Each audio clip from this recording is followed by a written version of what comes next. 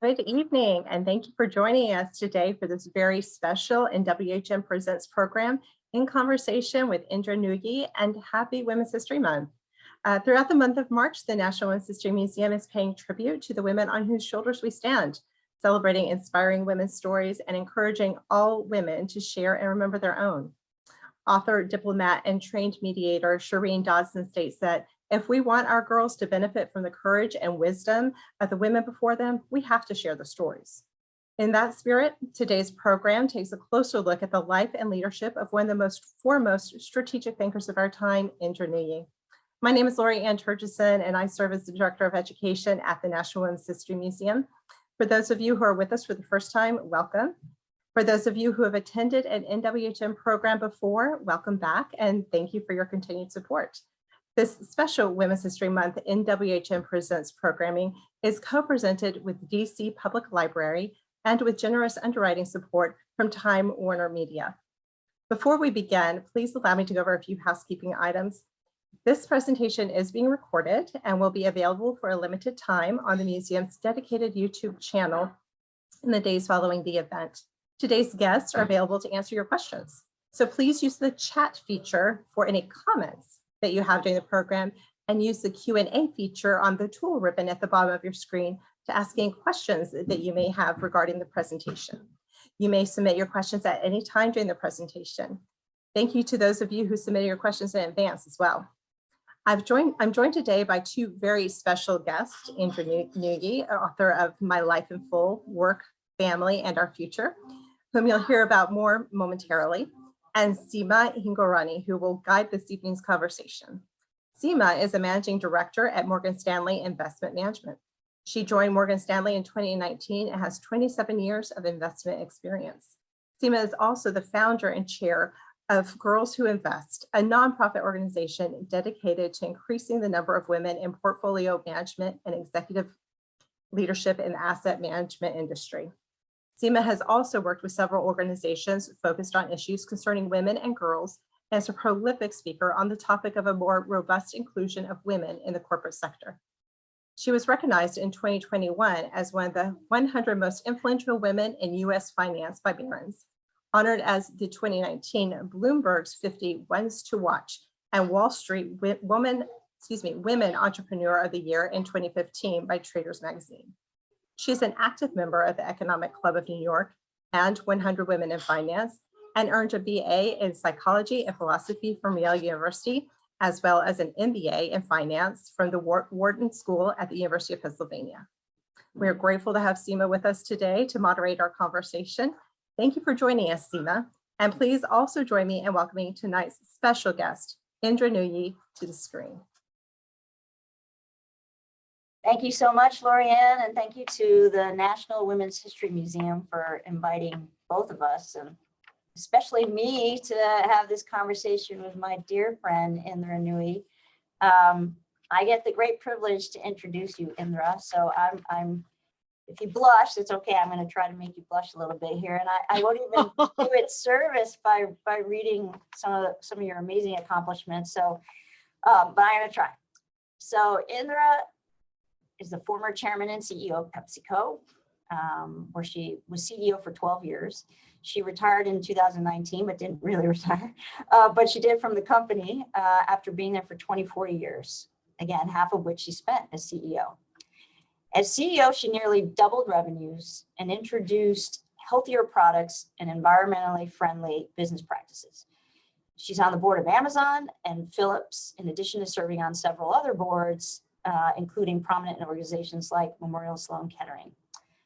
She is a New York Times bestselling author with her book, My Life in Full, Work, Family, and Our Future. Lorianne already, you saw the photograph, but I'm going to show you a copy of the book that if you haven't read it, you must go out and buy it right away and read it. It's amazing. And so I'm honored to be able to call her a very good friend as well. So thank you and welcome, Indra. Great to be here, Seema, and thank you for agreeing to interview me. But most importantly, you are the real hero here. Girls Who Invest, all the stuff you've done, I'm in awe of you. So it's great to be chatting with you. Oh, you're very kind. Thank you. I was so fortunate to, so you all know, met Indra last summer and gotten to know her well. And I'm always excited to be able to talk with her, especially in settings like this, where we get to talk about wonderful stories from her book and a lot of lessons she's learned along the way and experiences that she's had, so many. And there's a lot to learn here. So I thought, Indra, if it's okay with you, we'd kick it off with some of those wonderful stories from your book. Mhm. We've often talked a lot about family, and actually behind me here, you can see photographs of my family, and how influential really they've been on your life and how meaningful I know family is to you. And so growing up in India, and your grandfather was a big influence, your mother was a big influence, and your father. Can you talk to us a little bit about that? And then I'd love to transition into what it was like then to come to America and that immigrant experience.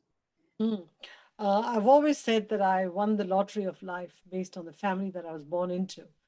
Because, even though I grew up at a time when I was born at a time when women really, studied a little bit and then got married at age 18, in my family, which is very progressive, the men basically said, we want the women to dream big, we want them to soar, do whatever they want. And not only did they say that, they practiced it. They pushed us girls as much as they could. They told us that we had the choice. If we wanted to get married, that's fine. But if we wanted to study and work, that's great too. They were going to encourage it. And they gave us tutoring help. They were our role models, helped us with homework, helped us with everything. So they really promoted us and made us feel like we could be anybody we wanted. The interesting thing is my mother, who could have been CEO had she gone to college, was struggling with one foot on the brake and one foot on the accelerator. She was there with my father and grandfather saying, the two girls, I have a sister, you both can do whatever you want. At the same time, she said, what is society going to say? I'm expected to get my daughters married at age 18. I'm expected to find them a husband and get them married. That's what is expected of me.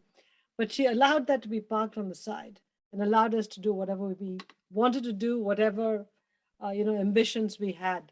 And then one thing led to another.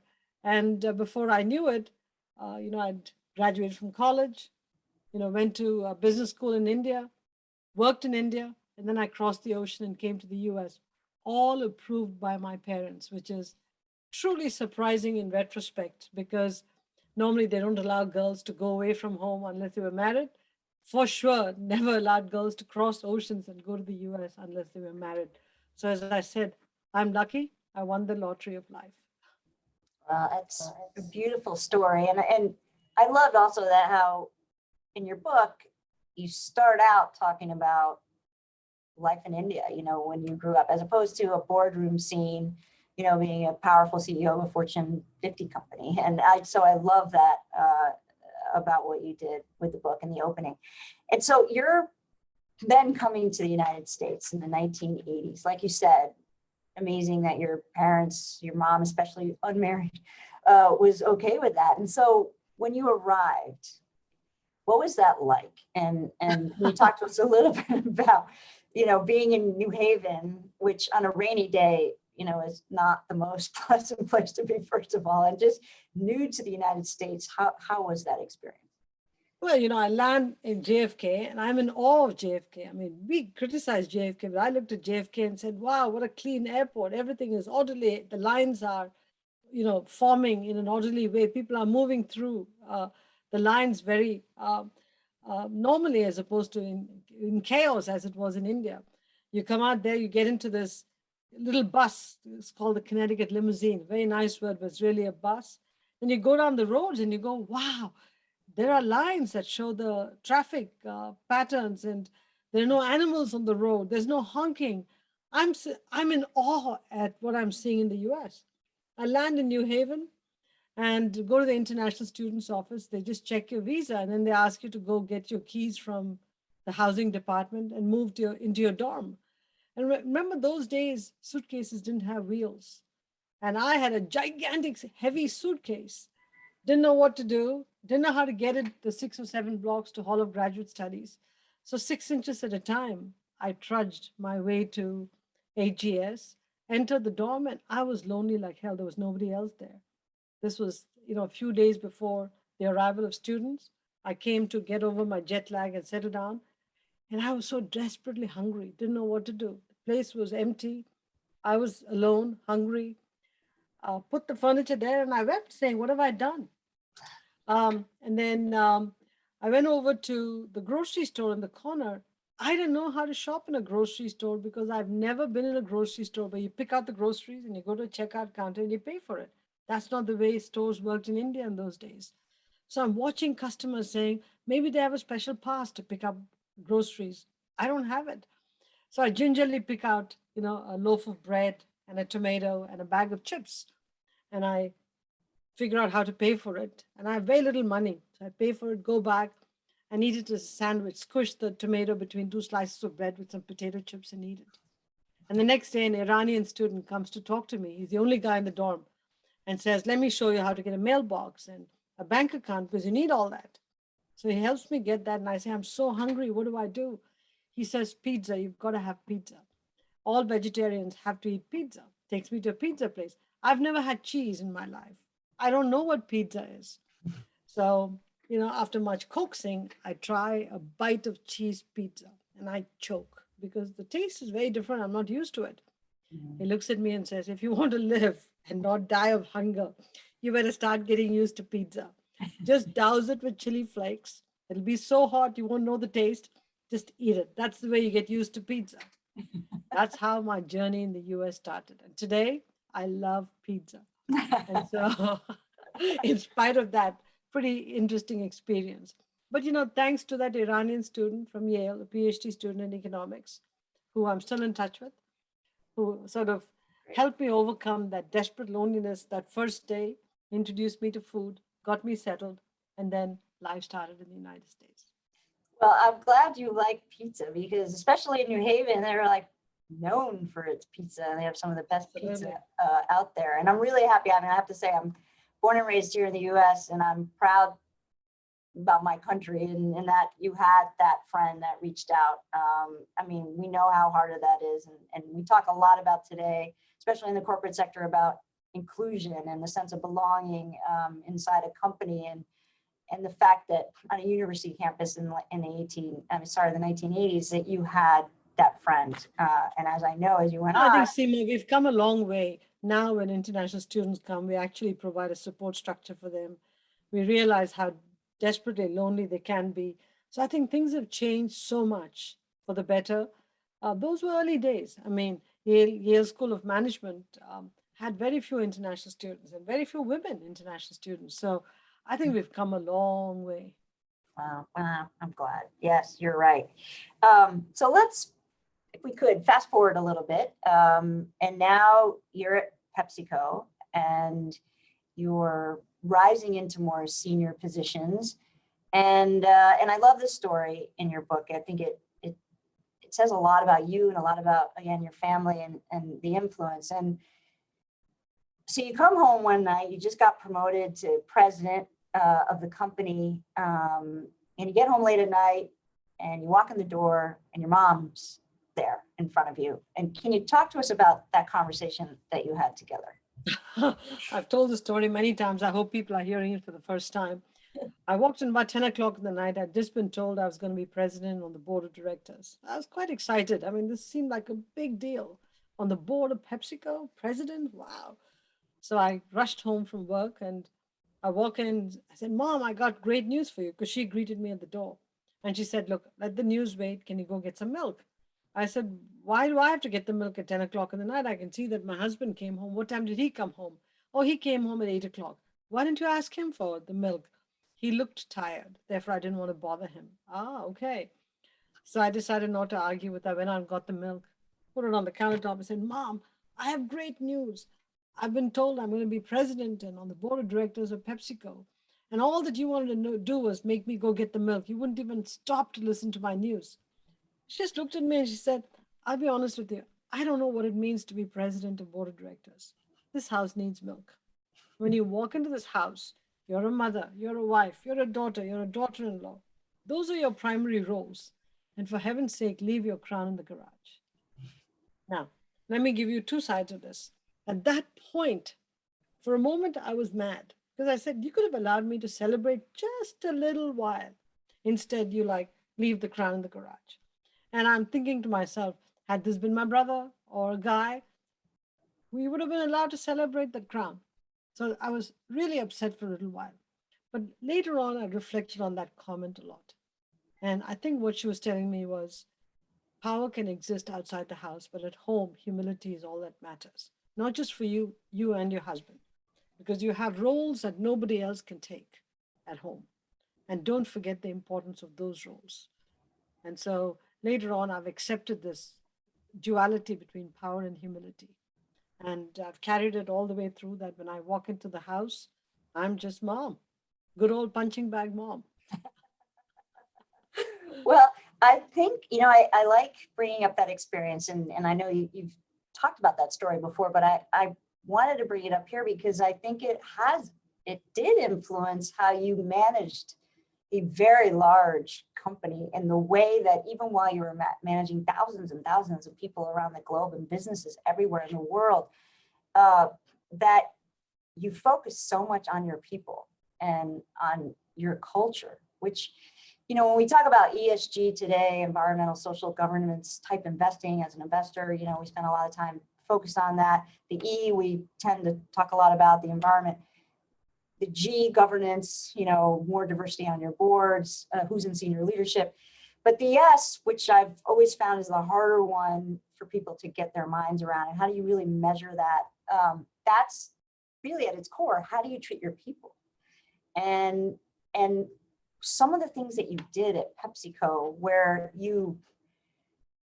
there are a couple of things I would love for you to talk about. One was you wrote personal letters to the parents of your senior leadership team, and actually beyond. I think it was like 100+ people that you wrote these personal letters to. Can you talk a little bit about that? Why did you do that, and what were some of the reactions that you got? First of all, let me step back. My success was made possible only because of the teams I had around me. Nobody can run a company all by themselves. I recruited, I retained, I trained, I compensated highly outstanding people who had PepsiCo in their blood, Pepsi in their veins, and said, you know what, we have to make sure this company remains successful for many years. And then I learned a profound lesson. When I went to India to see my mother right after I became CEO, a lot of people came home and I thought they were coming to congratulate me. They didn't. They just came and said hello to me and went to my mother and said, oh, you must have done a great job. You brought up a daughter who's become CEO. You are wonderful. She's that way because of you. My father had passed away. So she said, it's because of you. I looked at that and I said, I have all these extraordinary executives working with me. They too are a product of their parents. And yet I haven't thanked their parents, just like all these people are thanking my mother. So that sort of thought was in my head. When I came back, I wrote a letter to the parents of all my direct reports. I wrote to them saying, look, let me tell you why I'm writing this letter. Don't get upset or worried. This is my cultural background. This is what I observed when I was in India. And I wanted to take this opportunity to thank you for the gift of your child to PepsiCo. Let me tell you what, Bob is doing at PepsiCo. I laid out what the job of Bob is and how well he's doing the job. So it was very personal, those paragraphs. And then I concluded saying, thank you for the gift of Bob to PepsiCo. Couldn't have done it, couldn't do it without him. Now, I copied the letter to the executives. So in case the parents called and said, there's a letter from your chairman, it's in English, I don't speak English, I didn't want any crisis. So very often the executive got the letter before the parents did. And the emotion that it unleashed was unbelievable, unbelievable. Our executives just thought this was the best thing that happened to the parents. The parents were just emotional about the whole thing too, to a point where they started knit scarves for me, make cookies and bake it and sent it over. They would do store checks and send me pictures of how our product looked on stores and where it was lacking. They became my eyes and ears in the marketplace. And if the executive went home and said one thing negative about me, they'd say, sorry, she's my friend. So it became, we are friends. Over time, I wrote letters to about 300 executives' parents and all the spouses. I wrote to those 300 people's spouses too. Some executives requested I also write to the in-laws because in-laws also played a major role. So I always wrote to the in-laws also. To me, it was a fantastic experience. I mean, I'll tell you a couple of little stories on the side, Seema. One executive from Frito-Lay wrote me a letter a year after I retired saying, I never had a chance to say goodbye to you properly, but I've just come back after visiting my mother who lives in a retirement home somewhere in the Midwest. And he said, I was brought up by a single mother all my life. And today she lives in a senior center in a very, very simple home, small home. And in the living room hangs only one picture, the framed copy of the letter you wrote her, thanking her for the gift of me. My gosh. And another executive said his father made 100 copies of the letter, stood at the bottom of his apartment building, and everybody who walked in, who lived in the apartment building, he gave a copy of the letter and said, I want you to know what the chairman of PepsiCo thinks of my son. Can you imagine the pride? It's It amazing. was well worth it. Yeah, I mean, that I've never heard that before, especially again, you think of a CEO, very busy, it's all about business. But you took the time to do that. I can only imagine how many hours it took. And I assume like That it did. You had to it feel on. the letter. You couldn't just send the letter. You had to feel every letter. Yeah, I mean, that's amazing. And then I can just imagine the loyalty that created on behalf of a lot of the people that worked with you. The tears, the emotion, the commentary it evoked, and everybody talking about the reaction of each of their parents. It was great to see that, just be a fly in the wall and listen to all the executives saying, what did your mom say? Let me tell you what my dad called me. He was in tears. It was something else. It felt good to know that, once you're 18, you don't get a report card on your kids. Right. This is the first report card, and it's a positive report card because the executives already made it. That's right. I love that. And so another thing I also was I think you were out there on your own doing this as well. And maybe even still, is you created a daycare facility on your campus at PepsiCo headquarters. And you put the resources behind it, but you saw that as I would think, a competitive advantage. I mean, you've got this incredible workforce and then you have families. And so why not make it easier for them? And we often talk now about, and I know you're very focused on this, is affordable childcare in this country and a lot about the care infrastructure in this country that's lacking. And so how did you think to do that when you did it so many years ago? I think you were just way ahead. Well, let me throw some statistics out. We all know this. 70% of high school valedictorians are women. Women are getting 10 points more college degrees than men. They're getting more professional degrees. Even in STEM disciplines, MIT is 47% women. Georgia Tech, Caltech are 30% women. So you've got extraordinary women who are dying to contribute to the economy. They want economic freedom. They want the power of the purse. What happens? They come to work. First of all, there's enough headwinds at work, be it lack of pay parity and unconscious bias. We can talk about that later. But many of them leave the job in about the third level because they decide to get married and have a family, and they don't know how to balance the pressures of home and work. And as we sat back, we said, how can we allow these extraordinary women not to come back to work, even though they wanted to come back to work? They just didn't have a support structure. So if childcare is the only support system we have to offer, why not? So we created either on-site or near-site childcare in our major office locations. The employees paid for it, for the service. We paid for the installation of the childcare facility. And it served everything from 3-month-old babies to 5-year-old kids. Run by Bright Horizons. It was a beautiful center. There was a wait list right after the first 3 months. And parents had peace of mind. You could bring the kid. We designed the drop-off points, everything so beautifully. I wish I had a kid I could have put in that daycare center. And I used to go read books to the kids in that daycare center. And I'd go there to read one book. The kids would sit on my shoulder, on my laps, they'd be hanging over my head. Another book, another story, another story, another story. I'd be sitting there for 1 hour reading stories. I love that experience. So I say this, that for such a small cost, you can allow family building, which is what we need. We need young children in the economy to be able to take care of the older people. And we can keep women in the workforce. To me, affordable, available, quality childcare is a human issue, it's an economic issue, it's an urgent issue. I think for some reason we've concluded family is female and that women have to worry about all these issues. And if they have to also go to work, that's their problem. It's not. It's our collective opportunity and problem, and we have to address childcare as a national urgent priority. Yeah. I know, you've spent a lot of time also on the future and in your book, the title, it's in your title. And so when you think about the future of work and the workforce, and especially given the pandemic, and we know the statistics where more women left the workforce, not coming back in the numbers that men have been coming back. When you think about what it's going to take, we lots to talk about the Great Resignation. One thing I liked what you said is, let's talk about the Great Reinvolvement and how do we bring these jobs back? Can you talk a little bit about that and your thoughts there?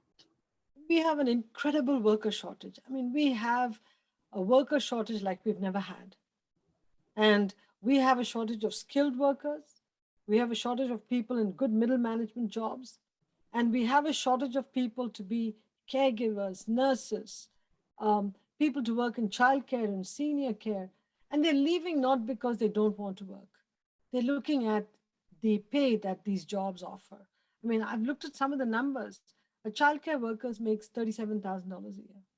Look at what effort they go through to make $37,000. Many of them work evening jobs in a grocery store or a Starbucks. I don't understand why we really downplay these jobs held by women.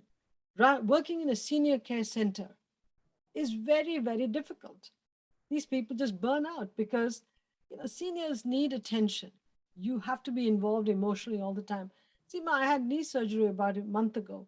I watched the nurses in the ambulatory care center. Rather than worrying about my knee, I was worried about those nurses. They were on their feet the whole time that I was there. And they were cheerful, smiling with every patient because every patient expects it. Mm-hmm. And listen, where are they going to put their kids if they can't afford childcare? Okay, so if they can't find affordable childcare, which costs more than 7 to 10% of their income, which is all they can afford, what are they going to do in the jobs? So I sit here going, we don't care. We have to start caring for the caregivers, which are, who are all predominantly women. We have to worry about teachers. One of the things we all discovered during COVID, teachers teach our kids. They're the childcare workers because they take care of the kids the whole day. And they're also psychologists for the kids in school. It is a very difficult job, but it's largely female job. So what do? We underplay it. So I'm just sitting here going, I think the time has come to say, we can't afford to put so much mental stress on women. We just can't. They play a vital role in providing essential services that make our quality of life happen. At the same time, they can contribute enormously to the GDP growth. So let's think like economists. We've been talking as feminists in the past about gender equality. I agree. But it's time to think like economists and say, we have resources. How do we deploy those resources? What kind of support structure do we have to give to deploy the resources? The payoff for the country is a hell of a lot more in two ways. One, these women and young family builders can be in paid jobs that helps the GDP of the country. But more importantly, when kids are in well-organized childcare, they too grow up in a very balanced and adjusted way, rather than being shuttled from caregiver to caregiver. And at a time when we have so many single mothers, not to care about this issue and allow those single mothers to go get a job and provide for their families is wrong. I feel very strongly about it. So, when I think about your career at PepsiCo as CEO, and then now what you're talking about now, and I know you've mentioned this to me before, where you're doing a little bit of an experiment in the state of Connecticut around a lot of these issues, and you were it's I think so transformational at PepsiCo in the sense of your performance with purpose, where you had to get a lot of buy-in, right? I feel like, and then you were up against activist investors who were banging on your door every day saying, what are you doing? And yet your stock price outperformed the S&P 500 over that entire period. But you had this pushback, and you laid out exactly why this was going to work. And you just talked about, let's talk about economics. Let's think like an economist. You did it there. If you can talk a little bit about how you got all of that done, and then maybe tell us a little bit about what you're doing in the state of Connecticut. What I'm realizing is that if you want to have quality, affordable, available childcare, trying to do it on a national basis is impossible because it's the political arena. So you've got to work at the grassroots level. The governor of Connecticut is very, very sensitive to these issues. He wants to make a difference. He wants to make Connecticut family friendly, female friendly. We already have a great education system. We're a small, wonderful state which punches above its weight. COVID decimated some of the childcare. We have decent senior care, but COVID decimated childcare. So what we need to do is to restore a lot of the childcare that went away with COVID. So one of the things we're doing is figuring out, first of all, an independent scorecard. What is quality, available, affordable childcare down at the community level? What's a scorecard? And once we have the scorecard, how do we think about implementing it? So that's what we're working on right now. And hopefully, once we have that scorecard, we can go off and look community by community and figure out how to address it. That's excellent. I can't wait to hear more details about that, because I think what you're doing in Connecticut, as you see things work, we can take this around the country and actually solve this. Many states are doing this. Minnesota is doing this. There are states like Oklahoma that have good programs. Excuse me, I have no idea who's trying to call me, but other states are trying, experiments on childcare. And depends on the governor. We have a fantastic governor in Connecticut who wants to make a difference. And so it's easy to work with him because he's committed to it. Yeah, that's excellent. I know him just a little bit, but yeah, I agree with you. So I wanted to turn now to,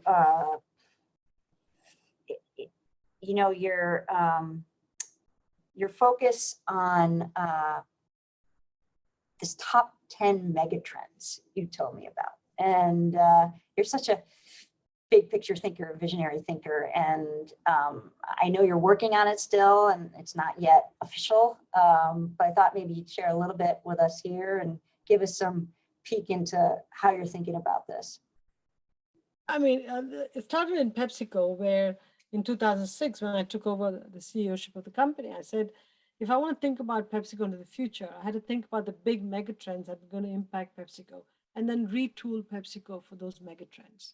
So recently, a lot of people have asked me, what megatrends are you focused on? And I think there are 5 megatrends leading to 2, troubling things that we need to work on, and then 3 major issues it throws up. So let me talk about the 5 megatrends. The first is, by about 2030, 2035, the world will have over 9 billion people, but more than 7 billion of them will be in Asia and Africa. But if you look at the GDP mix, it's going to be nowhere close to the mix of the population. So we have to really think about this population shift to Asia and Africa, and the fact that wealth is going to be concentrated elsewhere, and what that means for society, what it means for people in those parts of the world. Big trend. Second, we're going to see a lot more aging people worldwide. The world is aging, and we need more babies to take care of the aging population. We need women in the workforce because we need people to be employed in the workforce. And then the Gen Zs are rising as a digitally native generation. So we're going to have to figure out how to deal with a workforce that's going to have a lot of Gen Zs, a lot of women, and an aging workforce. It's going to be an interesting challenge how we bridge across all of these. That's a second big trend that we should worry about. Third, climate change is a reality. It's happening. We can see it. I was reading an article about parts of Australia becoming uninhabitable because of the heat. Looking at all the weather pattern changes, climate change is here to stay. And as the population shifts more to Asia and it becomes more dense, you're going to see more natural resources being used up. So it's going to exacerbate climate change. It's also going to exacerbate something which leads to Megatrend 4. We could very well have more pandemics because the growth needs to eat. So their relationship with animals is going to change. And finally, the fifth big megatrend is that technology is going to proceed or gallop at a pace that we've never seen. It's going to change everything we know about life as we see today. We're already seeing it. But these 5 megatrends have bigger consequences. First, the thing that I worry about most is this is going to lead to a lot of geopolitical issues. Because you have countries where they're going to be left behind because of technology. So it's going to lead to geopolitical upheavals. The second thing is it's going to require a massive reskilling at a scale we've never done, because the knowledge economy is going to be huge. All the money is going to be made there. We have to think about the knowledge economy. And then it raises for me 3 profound issues. How will government regulate?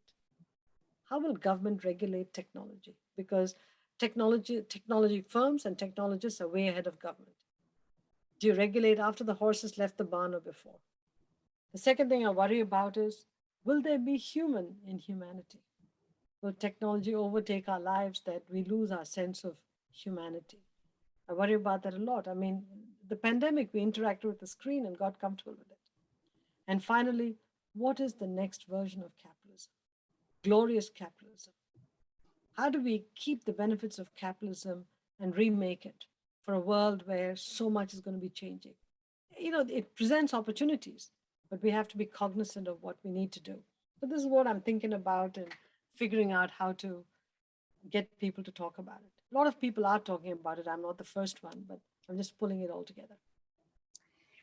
Well, thank you so much, Indra. I know you've said that politics is not your thing, but one day I feel like you should be leading this country. So politics is not my thing. I'm happy where I am. Thank you, Seema. No politics.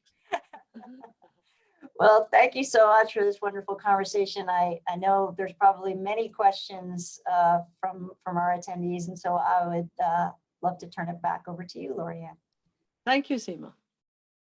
Thank you, Seema. And Indra, you said that you were hoping for a chatty crowd prior to the start of the program, and you got it. Lots of questions here for you. I'm going to start with perhaps an easy one. What would you consider to be your greatest accomplishment at PepsiCo? Well, I tell you 2 things. One is that we articulated performance with purpose. A way to say we're going to keep delivering performance, but we're going to do it with an eye towards future-proofing the company, shifting the portfolio, making sure that we're environmentally responsible, and creating a wonderful environment for all our employees in PepsiCo. This combination of performance with purpose, which was a new way of making money, was a precursor to ESG, but it was not metrics driven. It was more philosophy driven, which led to metrics. And so that to me was the single biggest change we made at PepsiCo. And I feel good about that. And the fact that through it all, I remained a human as opposed to some lofty CEO.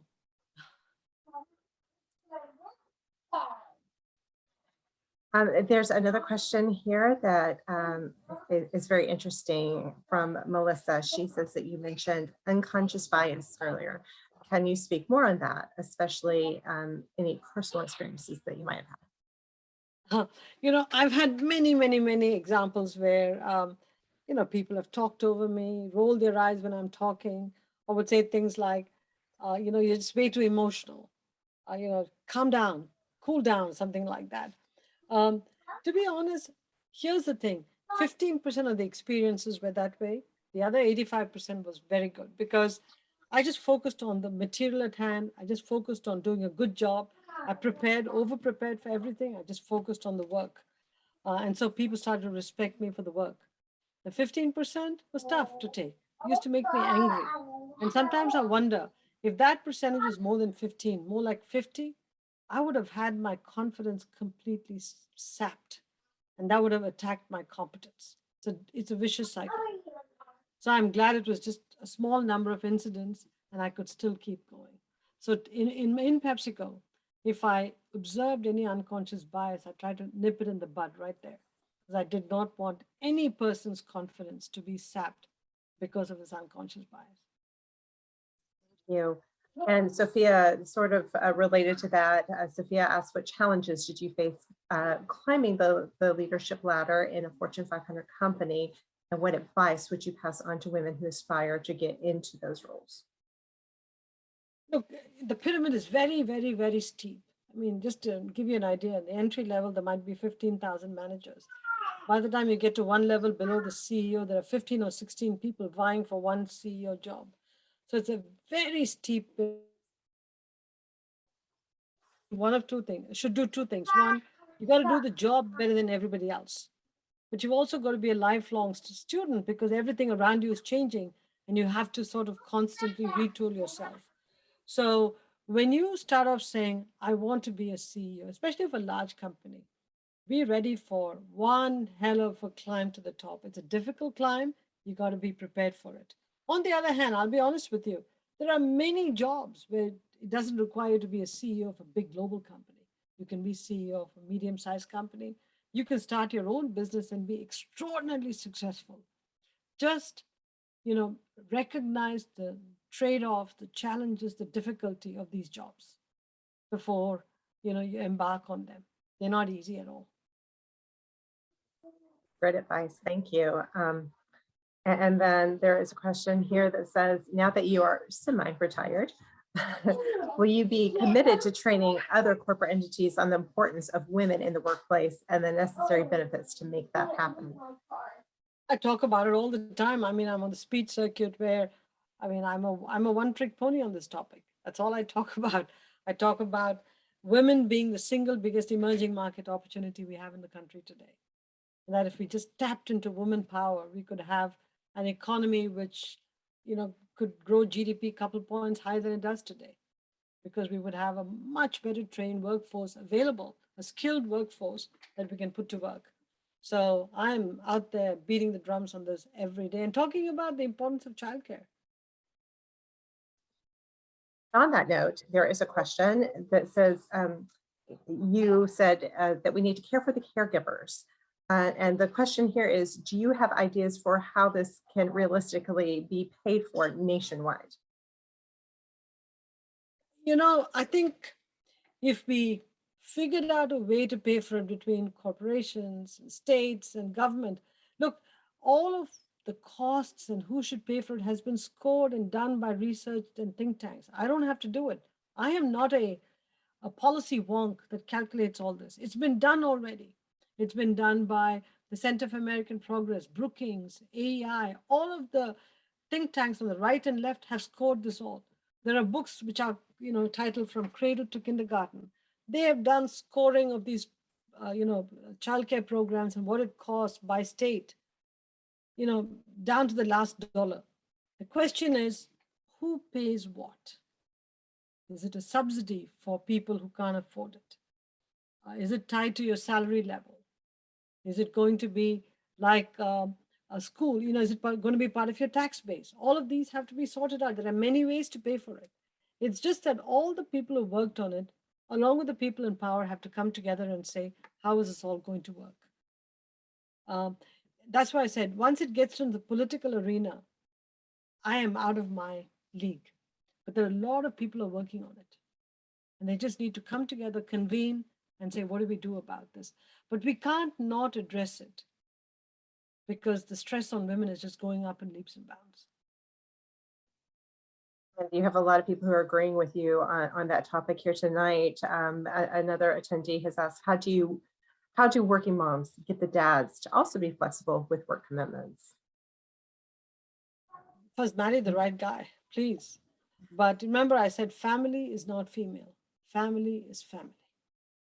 And I think if a few working dads start to set the example by working flexibly, by taking paternity leave, etc., other dads will follow. I actually have an experience where men want to get to know their kids. Men want to bond with their kids. Men want to help out. It's just that the ideal worker has always been the male. So everybody conforms with that. I think society has to change. Where we are today is that we have to rethink all this. We just have to rethink all this. Regarding quality, affordable, available childcare, do you think possibly that collectively we the people, quote unquote, still have not embraced the idea of women working outside the home? We are struggling with it. We are truly struggling with that concept. I think, I've often heard people say, hey, family is female, let the woman take care of it. Okay? Can't be done that way because we need more skilled workers in our workforce. And the only way to get the skilled workers into the workforce is to tap into this pool called women. Now, what's happening is that women are delaying childbirth or not having children at all, and our birth rate is falling, which is not very good. Okay, we need a replacement rate of children for the country to grow. So if you want women to have kids and not put off having kids too late in their life, you're going to have to provide childcare and allow them to stay. I think the other thing we shouldn't forget, family creation is wonderful, but families are messy, families are fragile. And if you want people to be stable, if you want single mothers in particular, who bear the brunt of everything, to be able to support their families, give them a means to work, which means give them some childcare. I would just throw in, and we talked about this before, in the elder care. I take care of my 84-year-old mom. She lives with me, and there are a lot of us in that age where your parents are getting older and you're taking care of your parents. And I know our firm at Morgan Stanley, we're focused on that also. I mean, we need to help there, I think, as well. Seema, that's a great point, because 10,000 people are turning 60 every day in the United States, the boomer generation. Many of them are going to need care. And you're going to need caregivers. We're not going to go to robots to take care of them. We're going to need caregivers. And many of those caregivers are women. We're going to have to pay them fair wages, and we're going to have to help them care for their children. This is the caring for the caregivers.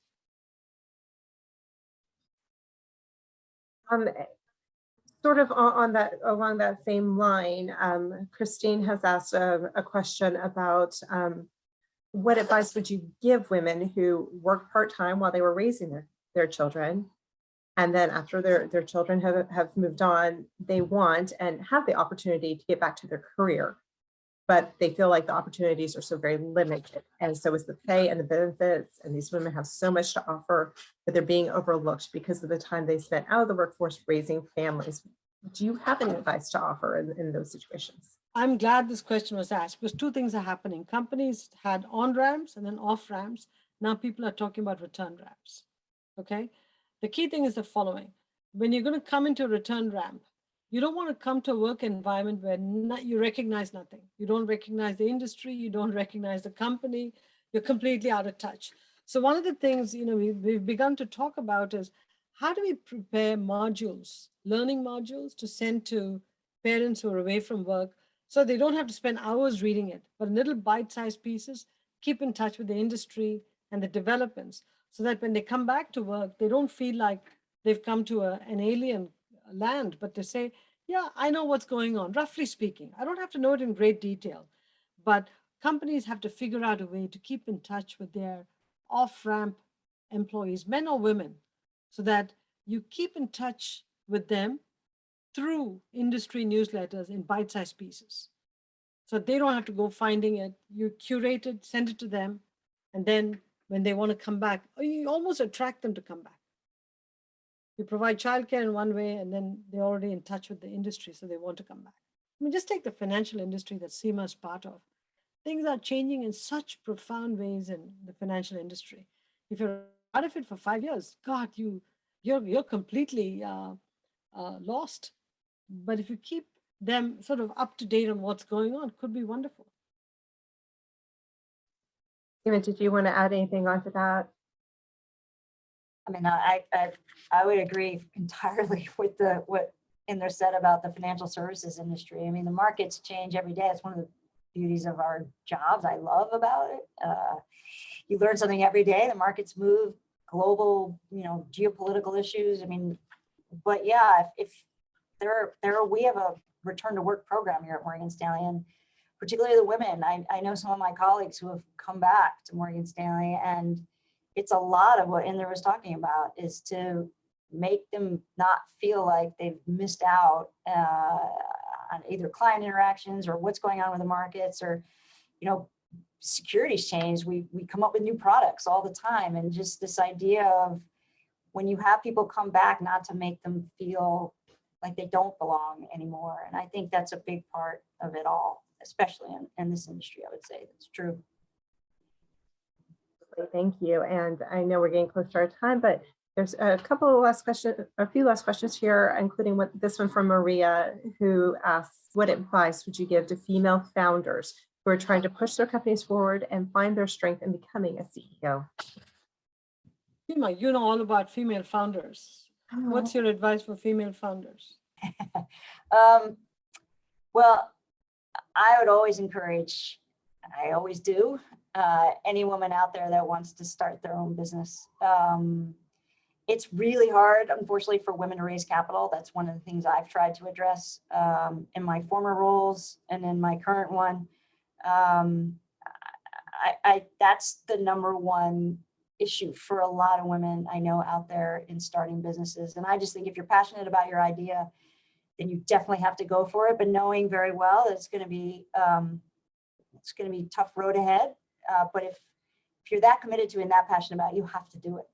And we will get better at creating more opportunities for women to raise capital. I know it. I'm out there pushing for it. And I know Indra's invested. I've invested. But you know, you try to learn from the best, right? You have your own board of directors. You may have your own personal board of directors. I would say it's a heavy lift, and it's a team effort. So hopefully these women out there don't feel like they're alone. And if you do, reach out to all of us. And I'm always saying to women, reach out to me if there's any way I can help. I think there just needs to be more women out there building businesses because we need it. There's lots of great ideas out there, but I can tell you a lot of friends of mine don't do it because they feel like it's that hard to raise capital. So they don't bother to do it. But there's a lot of new investment funds out there that have come up that are dedicated to finding really talented, diverse entrepreneurs, especially women. For that, very great advice there. And we are, again, just kind of coming to the close of our program, but there's a couple last questions here I'd like to get to. And one of them is, what does work-life balance mean to you, punching bag mom? And and also, what would you like to be remembered for in your life? You know, when I was coming up to the corporate ranks, there was no technology, there was no Zoom, none of these technologies. A smartphone didn't exist, no FaceTime, no chatting, nothing. So I had to travel everywhere, and if there was a problem in school, I had to rush there. Now with all these technologies, you can cut back travel, you can come home, be with your kids when they come from school, and then pick up again and continue working. So what used to be work-life juggling, every priority was up in the air, you hope the balls just stay up and nothing drops, nothing important drops, can actually move to work-life balance. Okay, we all just have to pause and say the future of work post-COVID. We have to start with the family. How do we nurture the families and work out of that? As opposed to how do we work from 7 a.m. to 7 p.m.? And how do we show FaceTime in the office and hours in the office? FaceTime is important, but not wasteful FaceTime. So I think if we start thinking, all of us, not just women, all of us start to think about how are we going to develop families, how are we going to nurture them? I think there's actually a way to make it happen, to balance work and family with all these technologies. I'm very optimistic about this. And what was the final question, Laurie? Oh, what do I want to be remembered for? I think two things. One is performance with purpose. In retrospect, I realized how important and profound it was. When I did it, it was necessary. But in retrospect, I see how early I was. So performance with purpose is one. And second is, I hope that I'm viewed as one among the many people who raised the importance of support for young family builders in, really in the national level and talked about it to raise the consciousness of everybody. A lot of other people are doing. I watch Melinda French, how much she's doing in this area, Anne-Marie Slaughter, AEI, Brookings, Center for American Progress. Everybody is doing a great job. The Hewlett Foundation. I want to make sure that people recognize we're all working on this issue, and I want to be one of those voices. Wonderful. I'd say you already are. And then just if you would leave us with one parting thought, maybe each of you, what is the call to action that you would like to leave with this audience?